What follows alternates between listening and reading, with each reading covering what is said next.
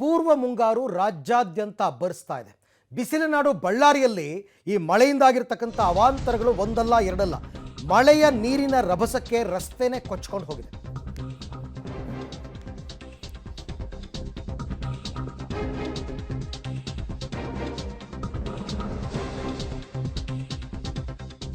ಬಳ್ಳಾರಿಯಲ್ಲಿ ಭಾರಿ ಮಳೆಯ ಅವಾಂತರ, ಮಳೆಯ ನೀರಿನ ರಭಸಕ್ಕೆ ರಸ್ತೆ ಕೊಚ್ಕೊಂಡು ಹೋಗಿದೆ. ಮಳೆ ನೀರಿಗೆ ಕೊಚ್ಚಿ ಹೋಯಿತು ಎಂಬಳಿ ಆಲೂರು ರಸ್ತೆ ಸಂಪರ್ಕ ಕಟ್ಟಾಗಿದೆ. ವಾಹನ ಸವಾರರು ಪರದಾಡ್ತಾ ಇದ್ದಾರೆ. ರಾತ್ರಿ ಸುರಿದ ಮಳೆಗೆ ಎಲೆಬಳ್ಳಿ ತೋಟ ನೆಲಕ್ಕೆ ಅಪ್ಪಳಿಸಿದೆ. ಕೂಡ್ಲಿಗಿ ತಾಲೂಕಿನ ಮ್ಯಾಸರಹಟ್ಟಿಯಲ್ಲಿ ಈ ಘಟನೆ ನಡೆದಿರ್ತಕ್ಕಂಥದ್ದು. ಅಲ್ಲಲ್ಲಿ ಈ ಥರದ ಸುದ್ದಿಗಳು ಬಳ್ಳಾರಿಯಾದ್ಯಂತ ನಡೀತಾ ಇದೆ.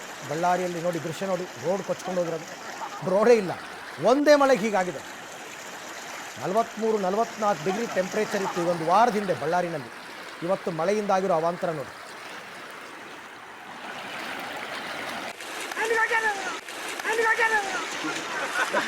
ಚಂದ್ರಣ್ಣ ಅವರು ಎಲಕ ಹೊಡಿತಿದ್ದಾರೆ.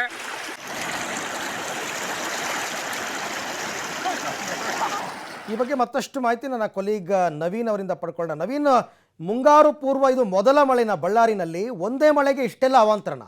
ಅರವಿಂದ, ನಿಜಕ್ಕೂ ಬಳ್ಳಾರಿ ಮತ್ತೆ ವಿಜಯನಗರಕ್ಕೆ ಇದು ಮೊದಲ ಮಳೆ ಅಂತಂದ್ರೆ ತಪ್ಪಾಗ್ಲಿಕ್ಕಿಲ್ಲ. ಕಳೆದ ಒಂದು ವಾರದ ಹಿಂದೆ ಅಷ್ಟೇ ಸಾಕಷ್ಟು ಬೇಸಿಗೆಯಿಂದ ಸಾಕಷ್ಟು ಜನರು ತತ್ತರಗೊಂಡಿದ್ರು. ಆದ್ರೆ ಕಳೆದ ರಾತ್ರಿ ಸುರಿದಂತಹ ಮಳೆ ಎಲ್ಲೋ ಒಂದ್ ಕಡೆಗೆ ರೈತರಲ್ಲಿ ಮಂದಹಾಸವನ್ನ ಮೂಡಿಸಿರುವಂತದ್ದು. ಆದ್ರೆ ಕಳೆದ ರಾತ್ರಿ ಬಳ್ಳಾರಿ ವಿಜಯನಗರ ಜಿಲ್ಲೆಯ ಕೂಡ್ಲಿಗಿ ಮತ್ತೆ ಹಗರಿಬೊಮ್ಮನಹಳ್ಳಿಯಲ್ಲಿ ವ್ಯಾಪಕವಾಗಿ ಮಳೆ ಸುರಿದಿರುವಂತಹ ಹಿನ್ನೆಲೆಯಲ್ಲಿ ಕೂಡ್ಲಿಗಿಯಲ್ಲಿ ಸಾಕಷ್ಟು ಅವಾಂತರವನ್ನ ಸೃಷ್ಟಿ ಮಾಡಿರುವಂತದ್ದು.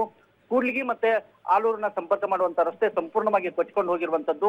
ಬಹುತೇಕವಾಗಿ ಕೂಡ್ಲಿಗಿಯಲ್ಲಿ ಇರ್ತಕ್ಕಂತ ಎಲ್ಲಾ ಕೆರೆಗಳು ಕೂಡ ಸಂಪೂರ್ಣವಾಗಿ ಜಲಾವೃತವಾಗಿರುವಂತದ್ದು, ಸಂಪೂರ್ಣವಾಗಿ ನೀರು ತುಂಬಿಕೊಂಡಿರುವಂತದ್ದು. ಹೀಗಾಗಿ ಕಳೆದ ರಾತ್ರಿ ಸಾಕಷ್ಟು ಮಳೆಯಾದ ಹಿನ್ನೆಲೆಯಲ್ಲಿ ಸಾಕಷ್ಟು ಅವಾಂತರವನ್ನ ಸೃಷ್ಟಿ ಮಾಡಿರುವಂತದ್ದು. ಬಳ್ಳಾರಿ ಮತ್ತೆ ವಿಜಯನಗರಕ್ಕೆ ಹೋಲಿಕೆ ಮಾಡಿಕೊಂಡ್ರೆ ಬಳ್ಳಾರಿಯಲ್ಲಿ ಮಳೆಯ ಪ್ರಮಾಣ ತೀರಾ ಕಡಿಮೆ ಇದ್ದು, ವಿಜಯನಗರ ಜಿಲ್ಲೆಯಲ್ಲಿ ಸಾಕಷ್ಟು ಮಳೆ ಆಗ್ತಿರುವಂತದ್ದು. Arvind. Okay Naveen, thank you ತಮ್ಮೆಲ್ಲ ಮಾಹಿತಿಗಾಗಿ.